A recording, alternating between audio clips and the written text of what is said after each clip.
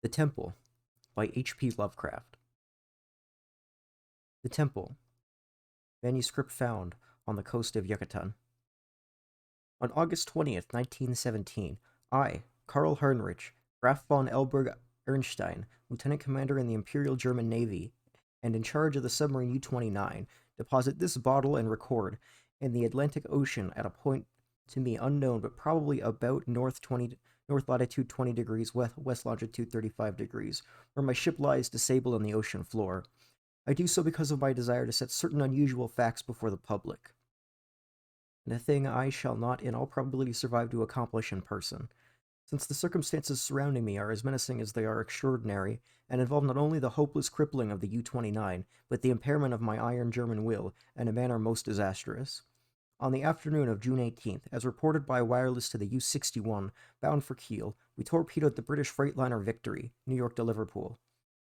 In north latitude 45 degrees 16 minutes, west longitude 28 degrees 34 minutes, permitting the crew to leave in boats in order to obtain a good cinema view for the Admiralty records. The ship sank quite picturesquely, bow first, then stern rising high out of the water, whilst the hull shut down perpendicularly to the bottom of the sea. Our camera missed nothing, and I regret that so fine a reel of film should never reach Berlin. After that, we sank the lifeboats with our guns and submerged. When we rose to the surface about sunset, a seaman's body was found on the deck, hands gripping the railing in a curious fashion. The poor fellow was young, rather dark, and very handsome, probably an Italian or Greek, and undoubtedly one of the Victory's crew.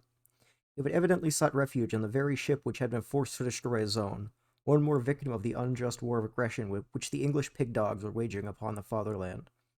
Our men searched him for souvenirs, and found in his coat pocket a very odd bit of ivory carved to represent a youth's head crowned with laurel. My fellow officer, Lieutenant Cleese, believed that the thing was of great age and artistic value, so took it from the man for himself. How it had ever come into the possession of a common sailor, neither he nor I could imagine. As the dead man was thrown overboard, there occurred two incidents which created much disturbance among the crew.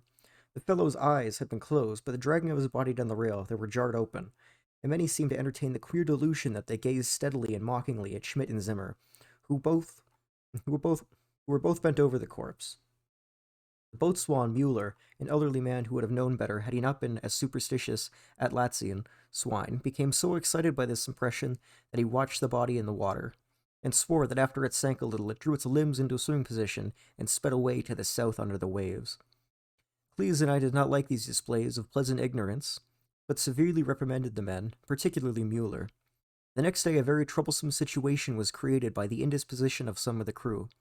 They were evidently suffering from the nervous strain of our long voyage, and had had bad dreams. Several seemed quite dazed and stupid, and after satisfying myself that they were not feigning their weakness, I excused them from their duties. The sea was rather rough, so we descended to a depth where the waves were less troublesome. Here, we were comparatively calm, despite a somewhat puzzling southward current, which we could not identify from our oceanographic charts. The moans of the sick men were decidedly annoying, but since they did not appear to demoralize the rest of the crew, we did not resort to extreme measures. It was our plan to remain where we were and intercept the linear Dacia, mentioned in information from agents in New York. In the early evening, we rose to the surface and found the seas less heavy. The smoke of the battleship was on the northern horizon, but our distance and ability to submerge made us safe. What worried us more was the talk of boatswain Mueller, which grew wilder as night came on. He was in a detestably childish state, and babbled of some illusion of dead bodies drifting past the undersea portholes, bodies which looked at him intensely, and which he recognized, in spite of bloating, as having been dying during some of our victorious German exploits. And he said that the young man that we had found and tossed overboard was their leader. This was very gruesome and abnormal. We confined Mueller in irons and had him soundly whipped. The men were not pleased at this punishment, but discipline was necessary. We also denied the request of a delegation headed by Seaman Zimmer that the curious carved ivory head be cast into the sea. On June 20th, Seaman Bohm and Schmidt, who had been ill the day before, became violently insane. I regretted that no physician was included in our complement of officers, since German lives are precious, but the constant ravings of the two concerning a terrible curse were most submersive of discipline. So drastic steps were taken. The crew accepted the event in a sullen fashion, but it seemed so quiet to Mueller, who thereafter gave us no trouble. In the evening, we released him, and he went about his duties silently. In the week that followed, we were all very nervous, watching for the Dacia. The tension was aggravated by the disappearance of Mueller and Zimmer, who undoubtedly committed suicide as a result of the fears which had seemed to harass them, though they were not observed in the act of jumping overboard. I was rather glad to be rid of Mueller, for even his silence had unfavorably affected the crew. Everyone seemed inclined to be silent now, as though holding a secret fear. Many were ill, but none made a disturbance. Lieutenant Cleese chafed under the strain, and was annoyed at the merest trifles, such as the school of dolphins which gathered about the U-29 in increasing numbers, and the growing intensity of that southward current which was not on our chart. It at length became apparent that we had missed the Dacia altogether. Such failures are not uncommon, and we were more pleased than disappointed, since our return to Wilhelmshaven was now in order. At noon, June 29, we turned northwestward, and despite some rather comical entanglements with the unusual masses of dolphins, we were soon under way. The explosion in the engine room at 2 p.m. was a holy surprise. No defect in the machinery nor carelessness in the men had been noticed, yet without warning the ship was racked from end to end with a colossal shock. Lieutenant Cleese hurried to the engine room, finding that the fuel tank and most of the mechanism shattered, and the engineers, Rabbi and Schneider, instantly killed. Our situation had suddenly become grave indeed, for though the chemical air regenerators were intact, and although we could use the devices for raising and subverting the ship and opening the hatches, as long as compressed air and storage batteries might hold out, we were powerless to propel or guide our submarine. To seek rescue in the lifeboats would be to deliver ourselves into the hands of enemies, unreasonably embittered against our great German nation, and our wireless had failed ever since the Victory affair to put us in touch with a fellow U-boat of the Imperial Navy. From the hour of the accident until July 2nd, we drifted constantly to the south, almost without plans and encountering no vessel. Dolphins still encircled the U-29, a somewhat remarkable circumstance considering the distance we had covered. On the morning of July 2nd, we sighted a warship flying American colors, and the men became very restless in their desire to surrender. Finally, Lieutenant Cleese had to shoot a seaman named Rabe, who urged this un-German act with especial violence. This quieted down the crew for the time, and we submerged unseen. The next afternoon, a dense flock of seabirds appeared from the south, and the ocean began to heave ominously. Closing our hatches, we awaited developments until we realized that we must either submerge or be swamped in the mounting waves. Our air pressure and electricity were diminishing, and we wished to avoid all unnecessary use of our slender mechanical resources, but in this case there was no choice. We did not descend far, and when after several hours the sea was calmer, we decided to return to the surface. Here, however, a new trouble developed, for the ship failed to respond to our direction in spite of all that the mechanics could do. As the men grew more frightened at this undersea imprisonment, some of them began to mutter again that Lieutenant Cleese's ivory image, but the sound of an atomic pistol calmed them. We kept the poor devils busy as we could, tinkering at the machinery even when we knew it was useless. Cleese and I usually slept at different times, and it was during my sleep, about 5 a.m. on July 4th, that the general mutiny broke loose. The 6 remaining pigs of seamen, suspecting that we were lost, had suddenly burst into a mad fury at our refusal to surrender to the Yankee battleship 2 days before, and were in a delirium of cursing and destruction.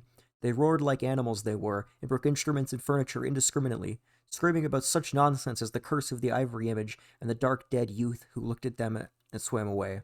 Lieutenant Cleese seemed paralyzed and insignificant, as one might expect of a soft, womanish Raidlander. I shot all 6 men, for it was necessary, and made sure that none remained alive. We expelled the bodies through the double hatches that were alone in the U-29. And were alone in the U-29. Cleese seemed very nervous and drank heavily. It was decided that we remain as long as possible, using the large stock of provisions and chemical supply of oxygen, none of which had suffered from the crazy antics of those swine-howed seamen. Our compasses, depth gauges, and other delicate instruments were ruined, so that henceforth our only reckoning would be guesswork, based on our watches, the calendar, and our apparent drift as judged by any objects who might spy through the portholes or from the conning tower.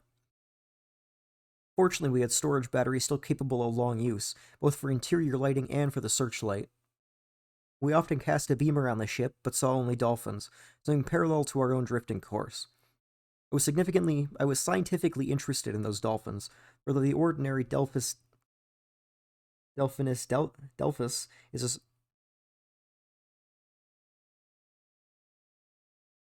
is a cetacean mammal unable to subsist without air. I watched one of the swimmers closely for 2 hours and did not see him alter his submerged condition.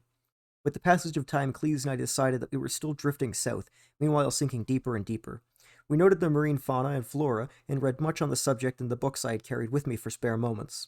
I could not help observing, however, the inferior scientific knowledge of my companion. His mind was not Prussian, but given to imaginings and speculations which have no value.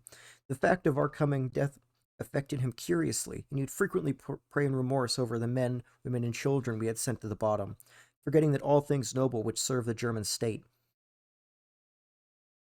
After a time, he became noticeably unbalanced, gazing for hours at his ivory image and weaving fantastical stories of lost and forgotten things under the sea.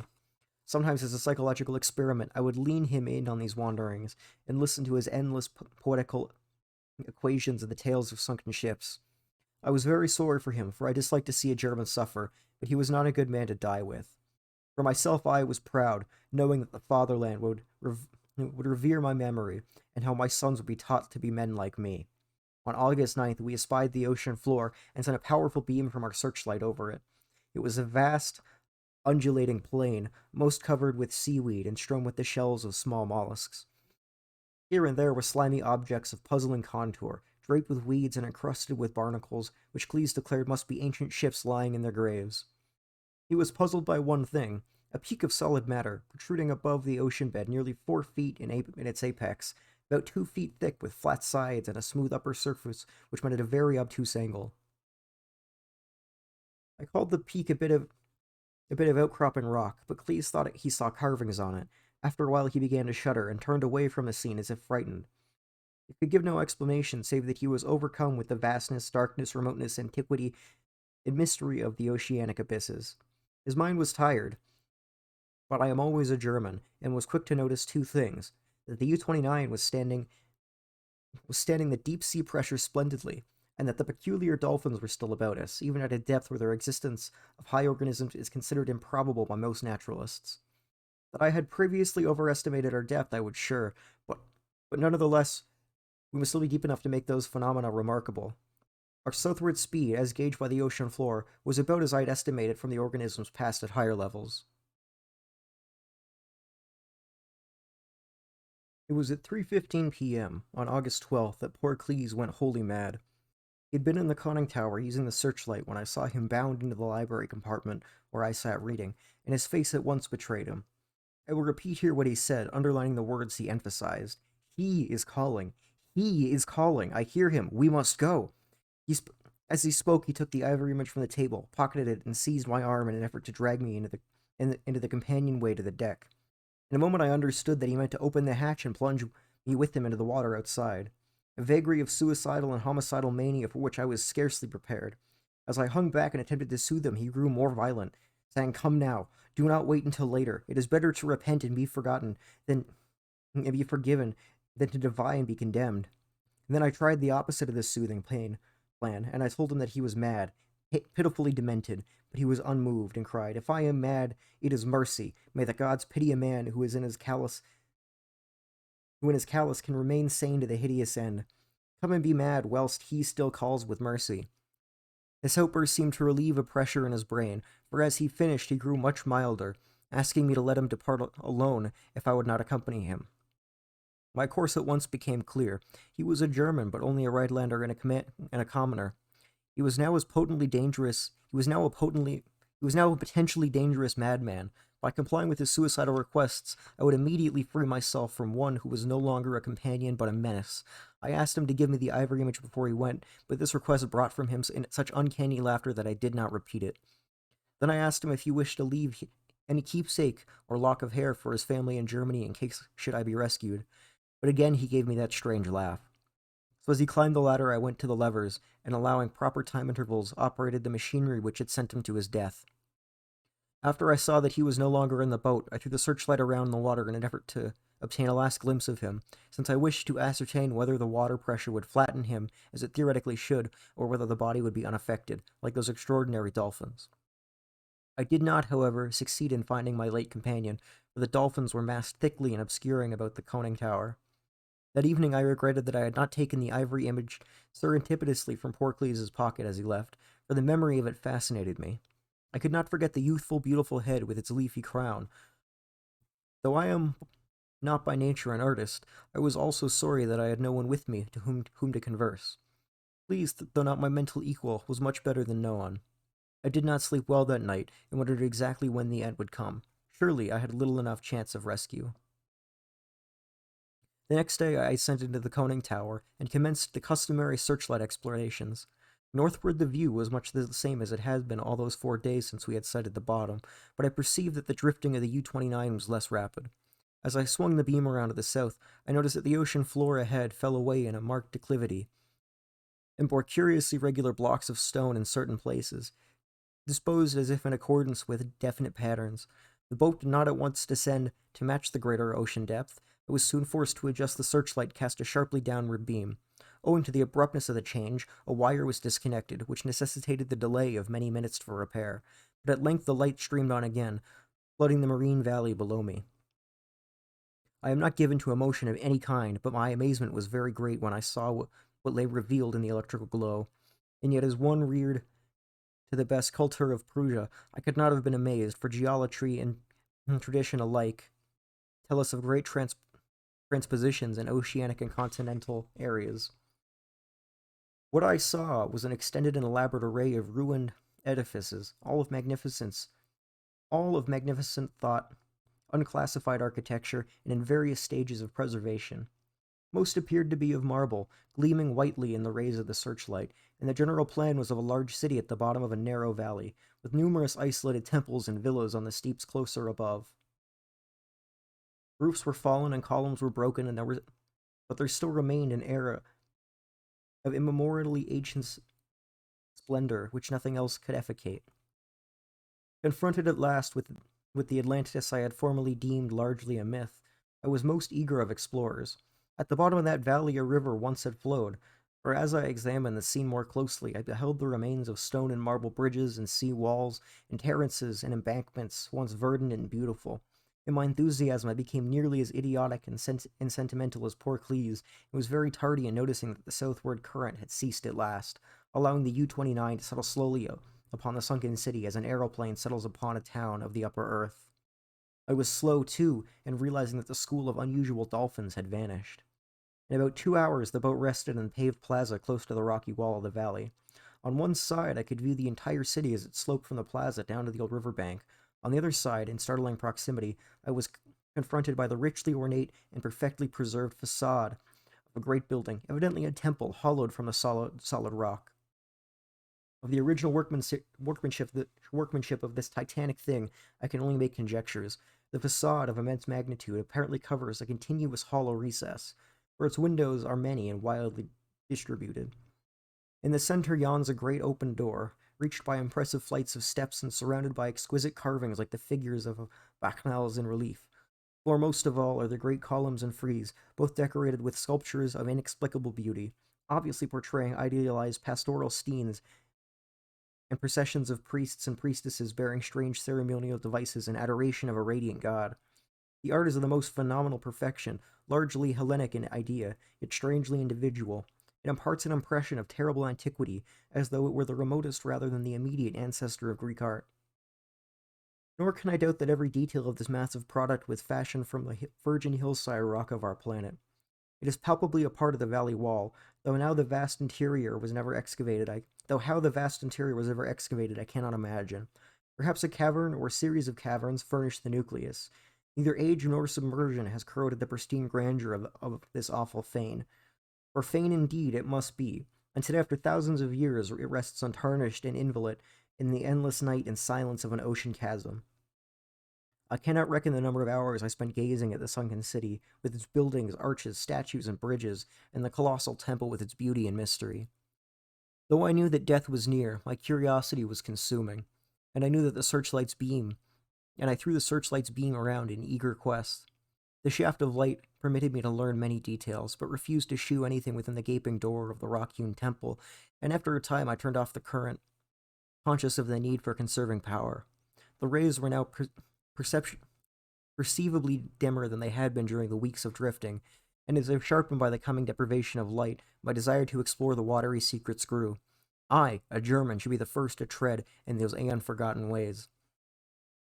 I produced and examined a deep-sea diving suit of jointed metal and experimented with the portable light and air regenerator. Though I should have trouble in managing the double hatched alone, I believed I could overcome all obstacles with my scientific skill and actually walk about the dead city in person. On August 16th, I effected the exit from the U-29 and laboriously made my way through the ruined and mud-choked streets of the ancient river. I found no skeletons or other human remains, but gleaned a wealth of archaeological lore from sculptures and coins. Of this I cannot now speak save to utter my awe at culture the full noon of glory, when cave dwellers roamed Europe and the Nile flowed unwatched to the sea.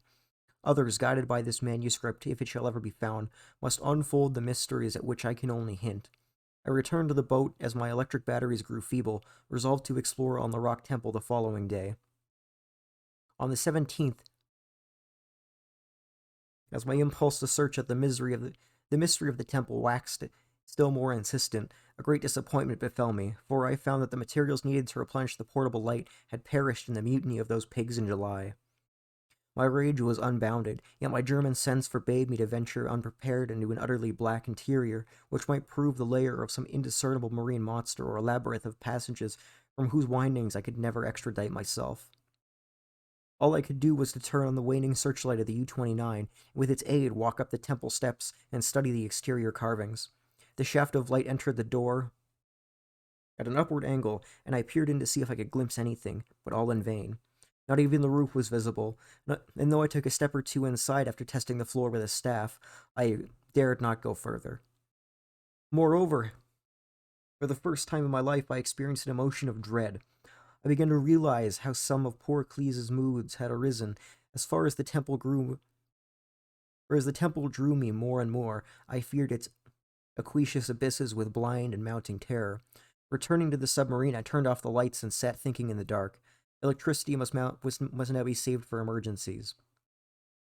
Saturday the 18th I spent in total darkness, tormented by thoughts and memories that threatened to overcome my German will.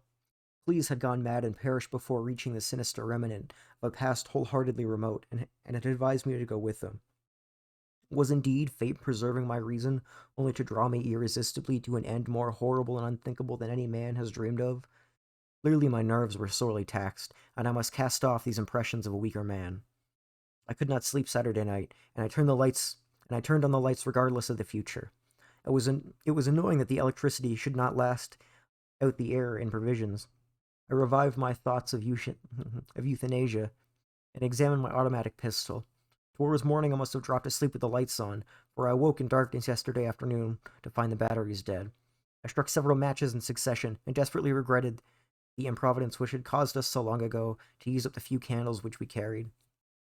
After the fading of the last match I dared to waste, I sat very quietly without the light.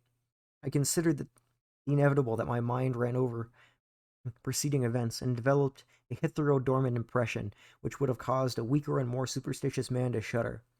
The head of the radiant god in the sculptures of the rock temple is the same as that carved bit of ivory which the dead sailor brought from the sea, and which poor Cleese carried back into the sea. I was a little dazed by this coincidence, but did not become terrified. It is only the inferior thinker who hastens to explain the singular and the complex by the primitive shortcut of supernaturalism. The coincidence was strange, but I was too sound a reasoner to connect circumstances which admit of no logical connection, or to associate in any uncanny fashion the disastrous event which had led from the Victory affair to my present plight. Feeling the need of more rest, I took a sedative and secured some more sleep. My nervous condition was reflected in my dreams, for I seemed to hear the cries of drowning persons, and to see dead faces pressed against the portholes of the boat. And among the dead faces was the living, mocking face of the youth with the ivory image.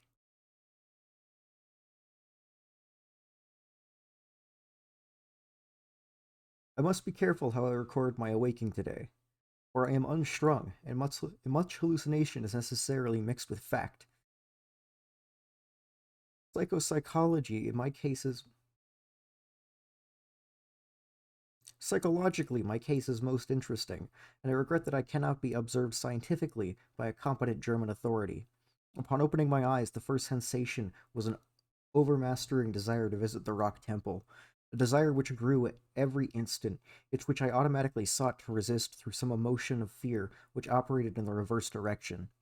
Next, there came to me the impression of light amidst the darkness of dead batteries, and I seemed to see a sort of phosphorescent glow in the water through the porthole which opened towards the temple. This aroused my curiosity, for I knew of no deep sea organism capable of emitting such luminosity. But before I could investigate, there came a third impression, which became of its irrationality, caused me to doubt of the objectivity of anything my senses might record. It was an oral delusion, a sensation of rhythmic, melodic sounds as of some wild yet beautiful chant or choral rhythm, coming from the outside through the absurdly soundproof hull of the U-29. Convinced of my psychological and nervous abnormality, I lightened some matches and poured a stiff dose of sodium bromide solution, which seemed to calm me to the extent of dispelling the illusion of sound. But the phosphorescence remained, and I had difficulty in repressing the childish impulse to go to the porthole and seek its source. It was horribly realistic, and I could soon distinguish by its aid the familiar objects around me, as well as the empty sodium bromide glass of which I had no form of visual interpretation in its present location. The last circumstance made me ponder, and I crossed the room and touched the glass. It was indeed the place where I had seemed to see it. Now I knew that now I knew that the light was either real or a part of a hallucination so fixed and constant that I could not hope to dispel it. So abandoning all resistance, I ascended to the conning tower to look for the luminous agency. Might it not actually be another U-boat offering possibilities of rescue?